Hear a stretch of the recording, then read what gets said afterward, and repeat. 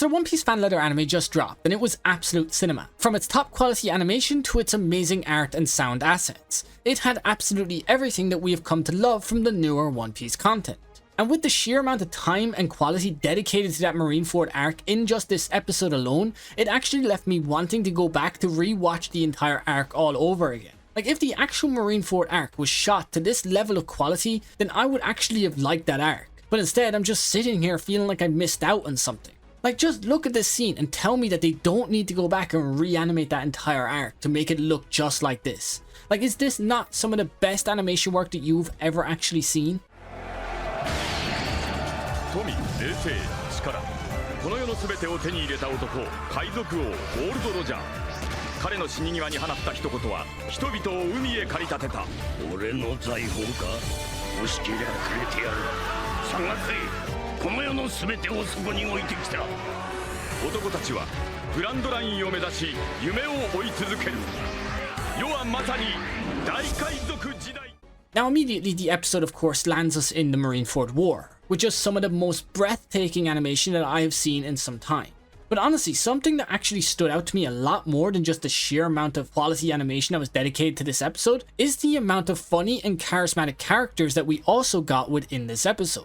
Like when we got that clip of the Vice Admiral absolutely gushing over Chopper just moments after he scolded one of his officers, it was sheer quality, and honestly, it was quite needless, but it was one of those moments that just left me smiling. And it's this kind of thing that is what makes One Piece so good. It's these needless moments between characters that just leave you smiling and happy.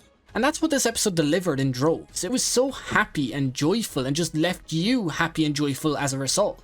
Like another moment that really just stood out to me and that I absolutely just loved was when Zoro was listening in on the power scaling debate in the Sabaody bar. And then when they made a comment on him putting his sword in his mouth, which absolutely angered him, he slapped the shit out of them and then left. It was such a funny interaction and something that was so in character for Zoro himself. Now of course there were some questionable and almost humorous moments within that whole debate section, like when the Power Scalers claimed Aki Inu and Whitebeard as some of the strongest swordsmen in the series, despite neither of them actually being, you know, swordsmen. It was so unexpected but something so enjoyable at the same time. And somehow, even though these interactions were at times stupid and almost seemed needless, they were honestly some of the most quality and entertaining parts of the whole episode. At least for me. Now throughout the entire episode we get glimpses of the crew doing several different things, and we also get cameo shots of other characters that we haven't seen in the actual anime for some time. Characters like Perona and the fake Straw Hats. These cameo shots were again not totally needed, but honestly was a real treat for some of us fans watching. Like when I got to see Rayleigh off in the distance fighting some Marines, it honestly brought me all the way back to Sabaody when I watched it for the very first time. Again, just an enjoyable moment that didn't need to be there but was just really enjoyable, and I'm happy they actually added it in.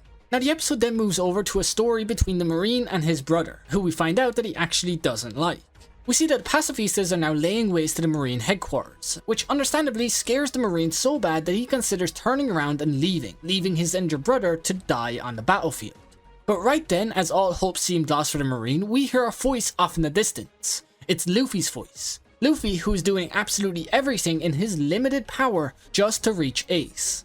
Luffy, who honestly, when compared to some of these monsters on the battlefield right now, has no right in even being included in this battle in general. But he's still doing everything, risking life and limb, just to reach his brother, who he's not even certain he can save, but he feels like he just has to get there. It's right then that the Marine has this shameful realization that leads him to turning around and going back towards his brother to save his life. Because in his head, if Luffy is willing to do all of this for his brother, why isn't he willing to do the same? And what's honestly the saddest part about this whole thing is that as he's inspired by Luffy to save his brother's life, Luffy loses his own. Which for somebody who thought they were actually over the whole Ace's death thing, this really brought it back to me and made me realize that I might not be absolutely over it just yet. Like this episode brought back all the emotions I felt during those final moments between Luffy and Ace all those years ago. And honestly, even now as I'm recording it, I'm beginning to feel the weight of that moment. It was such a big moment within the series, and for a moment that happened so long ago to still be hitting me like this just shows the impact that One Piece has. And in a lot of ways, this One Piece fan letter anime has taken what was considered a perfect moment and somehow improved upon it, at least for me. Which honestly didn't seem possible, but evidently it is, they just did it. And I'm not gonna lie, this episode has made me so much more excited than I already was about the upcoming remake for Fishman Island. Like, if this is the quality we can expect from some fan letter stories, just imagine the quality we can expect from dedicated time and budget to Oda's own story. Like, that's gonna be absolutely insane. And I, for one, just cannot wait. Now we then move over to Grove 42, where we see Luffy destroying a pacifista with a single blow, and the Nami fangirl meeting up with the Marine, who tries desperately just to get her to go home where it's safe. But after some deliberation and a heartfelt tale about how Nami, a powerless woman, has inspired her to become strong, the Marine, who's also had his life changed by Luffy's actions, sees to it that the girl has a chance to make it to the ship before they set sail. But right as the girl finally lays eyes on the Sunny, she is stopped by this absolute dickhead, who pins the girl to the floor like some wannabe hardman. Like, if Emu is the dickhead main villain of the main story, then this guy right here is, in my opinion, the main dickhead of this story. Like, he's an absolute fucking loser. It's here then that we begin to see that as the girl is pinned to the floor and losing hope, that the pieces of the puzzle are beginning to fade away. Until one of the most satisfying moments in the entire episode finally happens. The dickhead that I just mentioned gets his head kicked in by the librarian and the other kids, leaving the girl free to make her way down the hill to the Marine ship, where she begins to run across it, avoiding every Marine that comes in her path, making her way towards her hero Nami before she can set sail. And as she runs past the Vice Admiral, we begin to see that all the pieces that we have seen so far of the puzzle are finally combining to put together this amazing story where a girl finally gets to meet her idol. Until almost sadly we hear Luffy say off in the distance, "Set sail," revealing that the girl is just too late. The crew have now left. But instead of being left heartbroken and depressed, she, like most fans, just wished them well on their many adventures. And that's the end.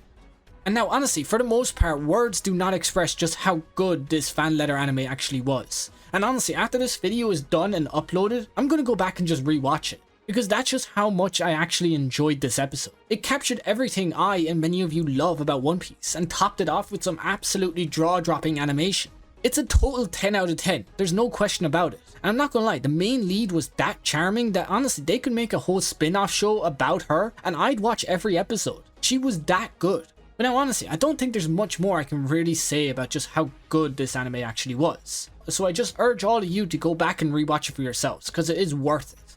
But now as always, I ask you guys, what were your thoughts on the One Piece fan letter anime episode that dropped today? Did you enjoy it or did you hate it?